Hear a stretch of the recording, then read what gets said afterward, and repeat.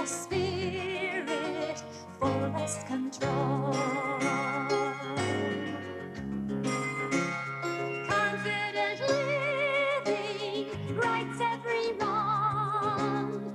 Dynamic power helps me be strong. Confident living. I'm Mike Costello, and I'd like to talk to you about some ways in which you could change your way of thinking and thereby change the quality of your life. We believe that you live in your mind, that we all live in our minds and not in the world.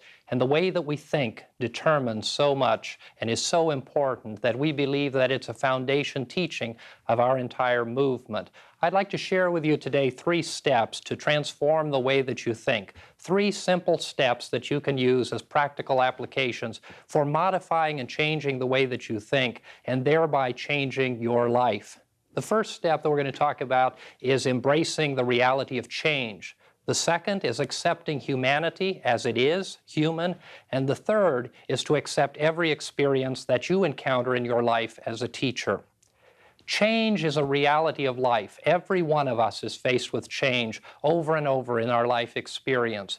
Psychologists and sociologists tell us that one of the great difficulties of our society is that we have a tendency to place within our lives 50% of our time in terms of the work that we do, the people with whom we work, and 50% of our time spent with our families. That divides our life pretty much in half. Half at work and half with family. The one reality that we know to be true is that both of those things, your work and your family, will change and be taken away from you. It doesn't matter whether you work at a job for a few weeks, a few months, or for many, many years. One day, you're going to lose that job. You're going to lose that job by being fired, by retiring, by going to another job. You're going to make a transition and a change. In a family situation, you begin with the concept of building your family unit. The husband, the wife, the mates come together and they form a family unit. Children come and that unit becomes a growing, changing organism, a changing entity. No matter how much you love, no matter how much time you devote to the relationship of your family, that family is going to change.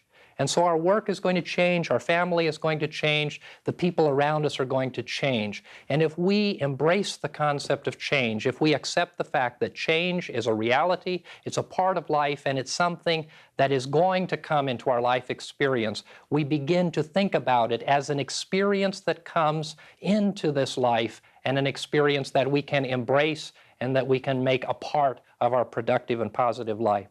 The second concept or idea that we want to share with you is accepting humanity as it is. That means accepting the humanness of yourself and of others. That means that we are all human beings. We all have frailties. We all have great strengths. We're all limitless as spiritual beings. But in this life experience, many, many things happen. And we don't understand completely what has happened or is happening in the life of another. And sometimes we don't even understand completely what's happening in our own life experience. We know that we live in our minds and not in the world. And we know, too, that our subconscious mind collects all of the experiences of daily living, collects all of the things we read and see and experience, and it catalogs them in the subconscious mind to be pulled out into our conscious experience. That is a human dynamic. That's the dynamic of mind in action. If that is a reality and we know it to be so, then all of us are constantly absorbing into our subconscious mind the experiences that we have in life. John Bradshaw and other psychologists of the day have done wonderful things to help us to understand the inner child, to understand the psychological damage that sometimes is done to us as children. We don't have control over that. We don't even know what damage has been done to many people who come in contact with us, even people within our own family unit. And so we need to be constantly aware and appreciate the fact that we are all human. We're spiritual beings in a physical body, and this physical body has experiences, some of which are painful, some of which are hurtful, some of which create difficulties, and those create a conscious experience that causes us to behave in a certain way. So we can't always understand why people do or say the things that they do, or why they behave in the way that they do. But if we accept the fact that we're all human, and that we're surrounded by other people with human characteristics and human natures, we'll understand that there are times when people will fail us, there are times when people will hurt us, there are times when people will say things to us that we don't understand, but that can affect us very deeply and sometimes affect us very negatively. But if we accept the reality of humanity, the reality of the human nature, and we can see beyond that and understand, sometimes not understand clearly, but understand the fact that when people say and do things, it's not always them. It is an accumulation of their experience, and we need to understand that. The third step is realizing and embracing the concept that every experience in life is a teacher. In New Thought, we believe firmly that this life experience is an experience of education, that life is a school of the soul, if you will. We're here to learn certain lessons. We learn from the experiences of this physical life. Our spiritual growth comes from the experiences that we have in the physical world. And because of that, it is the experiences that come into our life that are the true teachers. Often we believe that a teacher is someone who teaches us, that we sit in a classroom and we listen to a teacher. Or maybe if you're a spiritual person, you have a spiritual leader, and you believe that that spiritual teacher is the one who brings to you the truth. When you were younger in school, it was intelligence and it was learning that the teacher brought to you in the physical sense. But in reality, your learning experience came from the experiences that you had in daily life. Your spiritual growth comes from your understanding and embracing of the spiritual experiences that you have in life. If you go to school 4 or 5 or 6 hours a day, that's all you see that teacher, Monday through Friday. If you go to church or synagogue 1 day a week, or maybe another day to a class or to study, you see that spiritual teacher once or twice a week, a few hours. That's not the kind of education that we need. That's not the kind of teaching that we need. We need to understand that we are learning and absorbing and coming to a deeper and more magnificent understanding through the experiences of our life. That means that when life isn't the way you want it to be, when difficulties come, when challenges come, that experience is bringing to you a lesson. And if you can see in that experience, if you can embrace the concept of being in that experience as a learning experience, then you can see that all of the circumstances and situations through which you move are teaching you and bringing you to life. Embracing change, fundamental to life. If we can't embrace change, we'll constantly be fighting. We'll constantly be at conflict. We'll constantly be questioning. But if we are able to embrace the concept of change, accept it as a reality, if we know that our environment, the people around us, everything, including our physical being, is going to constantly change, we can embrace that concept and idea, and we can think about our changing life as an outpouring, as an outer growth of something that's happening within us. If we accept humanity, we accept other people the way they are, and we accept ourselves the way we are, we can overlook the human frailties. We can overcome the hurts and the pains that we experience in life. We can stop questioning why people say or do the things that they do, and simply understand that this is the way that they are, and out of it, we need to learn the lesson that we need to learn. And third, and most important, we need to understand that every experience is a teacher, and that the greatest learning experience that we have from an intellectual standpoint and from a spiritual standpoint comes from the daily experiences of living, not from a book we read, not from a lecture we heard, not from a teacher or a spiritual leader. Those things may help to build in us the understanding of learning, but learning from a spiritual sense and in a physical sense is a lifelong experience. By changing the way that you think, by embracing the concept that your mind controls the quality of your life, you can make a choice to change the way that you think, change the way that you accept what happens in life. And these 3 simple steps can help you do that. And so we invite you over the next week or 2, as you look at your own life experience, to question and ask yourself, do you embrace change? Can you embrace change? Certainly you can, but it may require that you think differently. Do you accept others as human beings? Do you overlook their human frailties? If not, are you willing to? And if you're willing to, and if you apply yourself to it, you can change your way of thinking about those people. And if all of the experiences in life, negative and positive, become teachers for you, some will be sad and some will be happy, but the reality is that every experience will bring you closer and closer to an awareness and a knowledge of who and what you are. Important principles. By changing the way that you think, you can change the quality of your life. We believe that by changing the way that we think, we can do this very often through the process of prayer and meditation. And because of that, we use prayer as a centering force. We pause, go within, and speak to that which is divine to empower and strengthen us. And so at this point, we'd like to invite you to pause for just a moment of reflection and prayer with us. Eternal God, we invite you into our hearts and into our minds.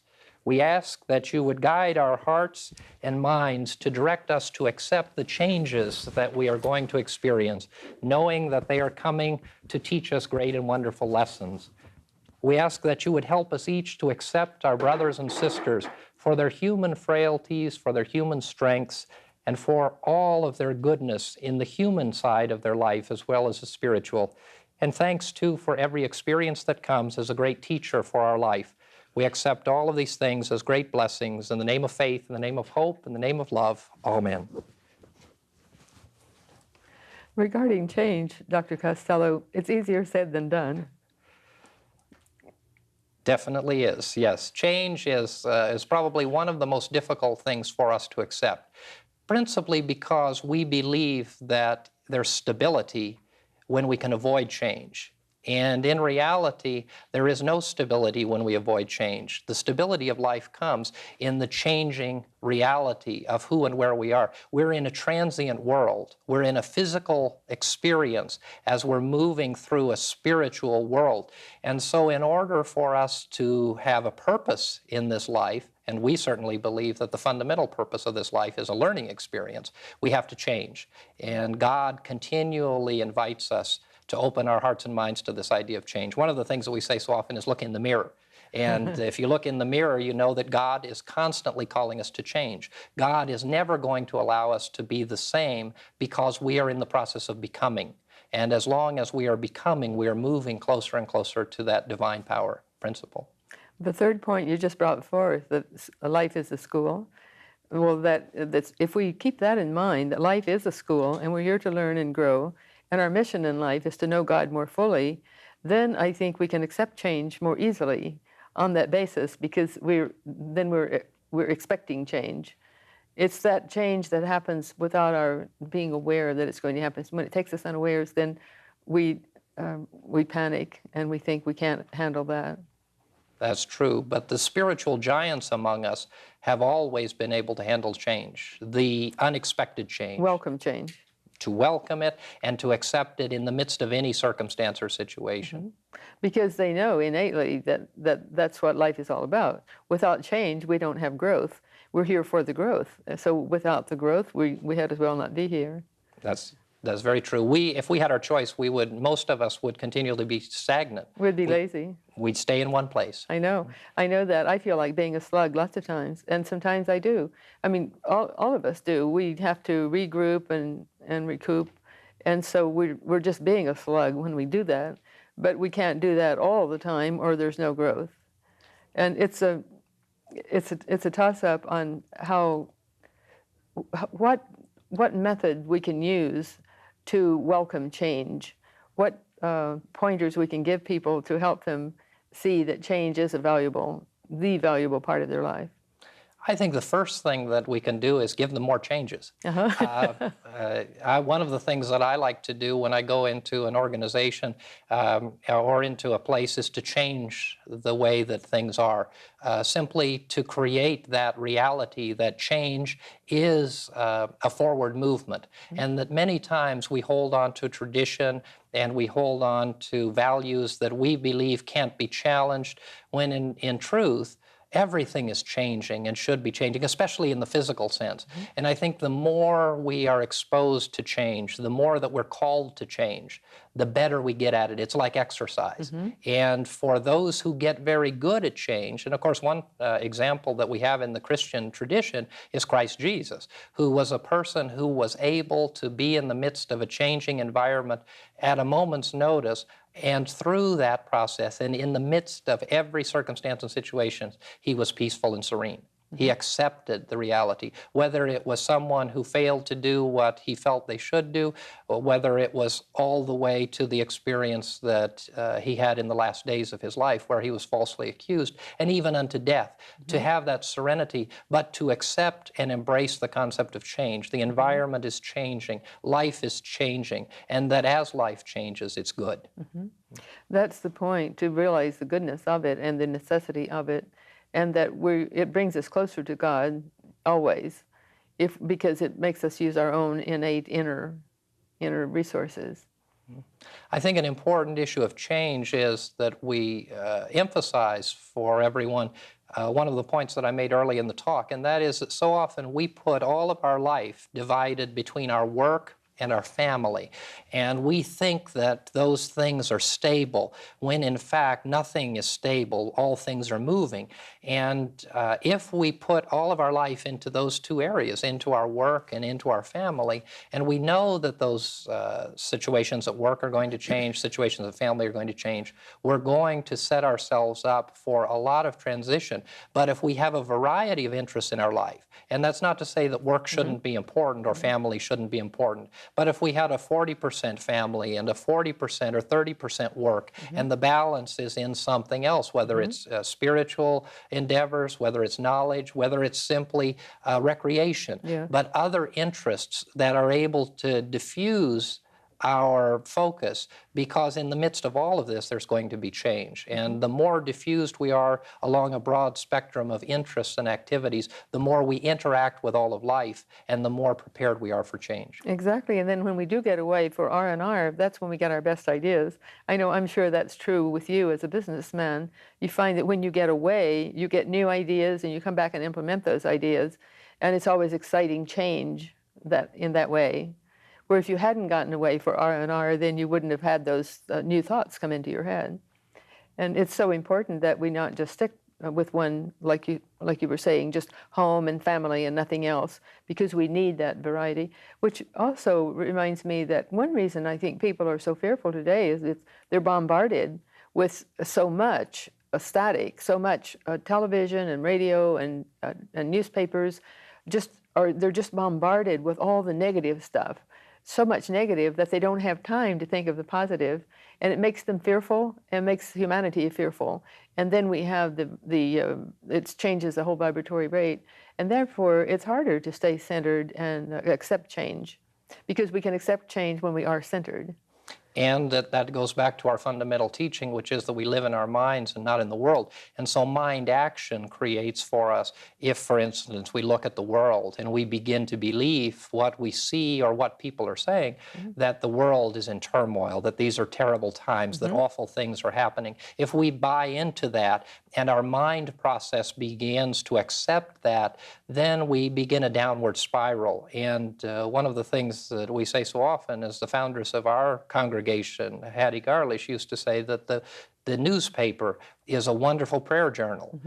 You can read it and find magnificent things to which we could all send positive vibrations and strength. And so it isn't so much seeing the negative in the changes as it is seeing the changes for change, and then accepting the fact that out of that change, something new is going to come. Often it's not at all what we would imagine. We would never have imagined 40 years ago, when we began to see the rise of communism and the power and dominance of communism, that it was going to go into a cycle and an ebb. Many people would have liked to have seen it happen instantaneously, but the reality is that that negative influence and vibration ran its course and became undone, if you will, and that vibration has changed. And so sometimes the timing isn't what we would want, but we know within ourselves that no matter what's happening, the change is going to bring about something for good. Maybe not instantly, but out of the change there will be good. Yes, and especially if we find time for quietness and find the quiet center within us, then we find the good more easily. And I was thinking that years ago, we had the classics almost exclusively. There wasn't as much junk things to read, and certainly there wasn't television and radio. And so the classics always taught the lesson you just spoke so eloquently of that life is a series of changes, and so forth that you just expressed. Well, that's what the classics brought through. They brought through a problem, and then they described the problem, and then they solved it. And if we would just get back to better literature, I think it would be a wonderful help toward more stability in the world. We'd see great values Yes. coming forth, which interestingly in those classics that most of us grew up seeing and reading and then seeing in the early movies that came out, there was a value statement. And the value statement was not that there wasn't going to be difficulty, because there was always difficulty. That's a part of the human condition. But in the midst of that difficulty, there was always an overcoming. There was always the ability to overcome and deal with that circumstance. It didn't mean that it was going to go away. And it didn't mean that it would be tearless and painless, because often there were many tears and many pains. But in the midst of that, there was the overcoming as a result of what happened. We have so many different tools to work with, too. We have meditation, we have past life therapy, and recently I had a consultation with Maria Moreno, who is a psychic medium, and she took me back to a time when Alexander Dumas lived, and my father at that time was a painter and a close friend of his, and it made me want to reread his books, and of course we all read those books in high school, his classics, and that's why I was thinking of the classics too. And I just recently reread The Count of Monte Cristo, and it's so eloquent, and you can read that when you're very young, and you don't get nearly the meaning as you do later, because the story is life itself. And I don't know if you can remember The Count of Monte Cristo. I'm sure you read it, but they met their karma in this life instead of waiting for the next life to bring it forth. Well, they met it in this life, and he, the central figure in that, the Count, brought all the people up short by having them pay for the karma that they had created for others early on in this life. Then they had to pay for it later on. And if all of life were that simple, and we could see our problem areas in one lifetime, life would be so much easier. It would be easier, but all of us have lessons to learn. Yes. And sometimes our lessons are hard to learn and are difficult. But the karmic issue is an interesting one. And I think that in the New Thought Christian tradition, one of the things that we know about that is that we can short circuit, we can create that kind of environment by changing the way that we think. And the way that we think can be changed by love and forgiveness. And so often when we have lessons to learn from past experiences, when we have debts to pay, we can overcome the karmic issue, because many of us have commingled the Western theological traditions with the Eastern and have embraced the concept of karma or cause and effect. But we embrace it sometimes as though it is a rigid dogma that can't be changed. But by loving ourselves and others, and by forgiving others and ourselves, we can short-circuit that process, and the learning experience of this physical life can become so much more profound, and we can make cataclysmic changes in our growth in the experiences of life. Just by deliberately forgiving and deliberately knowing in full consciousness, deliberately living the life. Living the life and centering ourselves in love. And living in forgiveness, which is actually a topic that we should talk about at some point in time. But forgiveness is that magnificent healing power, and that's exactly what Christ Jesus taught us about, and that is the redemptive power of forgiveness. And by forgiving, and by being forgiving and being forgiven for that which we do, and being truly sorry, and committing ourselves to not do that again. And sometimes it's not even an action, it is a thought, not think that again. Then we commit ourselves to centering in love, and life can become a much more positive experience. Otherwise, it creates blocks in the bodies, and many doctors and psychiatrists have shown today that the blocks in the body of resentment, of lack of forgiveness, and so forth, of the negative emotions are what creates the blocks, which create the physical illness in the body. And they found that to be true of cancer especially. And they know they can pinpoint what part of the body each type of resentment is going to manifest within the body. And so often resentment comes as a result of our fighting change. Yes. Not accepting change in our lives. And because we don't accept change, because we don't accept what's happening, we become resentful, we become bitter, we become negative, and that has an inward influence on our physical body, and it has an inward influence on our spiritual being as well. And of course, the primary lesson of the Lord Christ was love. Love ye one another as I have loved you. And the Master John was talking about Jesus after he had gone on, and someone asked him to let him know what the lesson was that Christ really brought, that Jesus really brought. And he said, love you one another. And the questioner said, well, you've already taught us about that. And he said, well, that's the whole lesson. And then I think the experiences of our life teach us to live it. And I think if we believe and we know that life is really a school for the soul, what we're really learning to do is to love. Yes. And we're really learning to love ourselves and love others, regardless of what they do and say, regardless of the circumstance or situation. In a sense, that is let go and let God. The loving, the total loving, the giving out of total love, unconditional love. Unconditional love and the accepting of that power in the midst of every circumstance and situation. That's a marvelous lesson that you've just given us. Thank you. Well, I think these three lessons, or these three ideas of embracing change, of understanding humanity for what it is and accepting humanity as a human condition that exists and is real, and by accepting all of the experiences that life brings as the teachers that we have, can free us and begin the process of changing the way that we think. Just remembering that they are necessary for our growth. Very necessary. And we've been sharing with you today ideas for confident living, and these three techniques are designed to empower and strengthen you. And so we invite you to try them, apply them to your life, and welcome the change that's coming as the lessons that God has for you. Goodbye.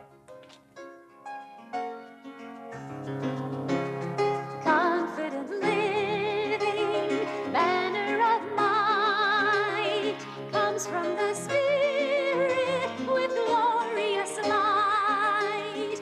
Confident living cleanses my soul, giving the Spirit fullest control.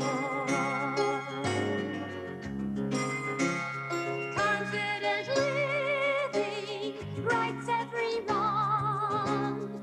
Dynamic power helps me be strong.